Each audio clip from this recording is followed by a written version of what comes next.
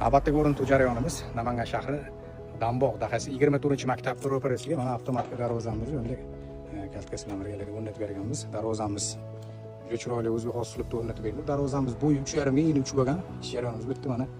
Xonaga mana pultni topshiramiz. Oka, bora bo'lsin. Rahmat. Shu obunachilarga talab qilamiz, tavsiya qilamiz. Ishlar tez, sifatli, yaxshi ma'noda o'rnatamiz. Yo'llaganlar bo'ldi, yo'qdi.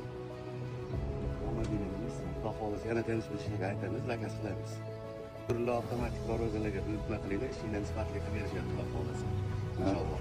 Elingiz sog' bo'lsin. Okamiz mana shu Dambog'dagi qo'y purish oka ekanlar. O'zlarini profillarini atmetga qilib qo'yamiz. Xudo xohlasa agar qo'y sohasida qiziqarli bo'lsa, nomerlarni ham qo'yib qo'yamiz, murojaat qilaverasizlar. Bunaqa sifatli avtomatik darvozalar haqida ma'lumot olmoqchi bo'lsangiz, ekran pastdagi nomerlarga aloqa chiqarasiz yoki Shukrulla avtomatik darvozachiga murojaat qilaverasizlar. Biz kuzatishga davom etamiz. Hammaga rahmat.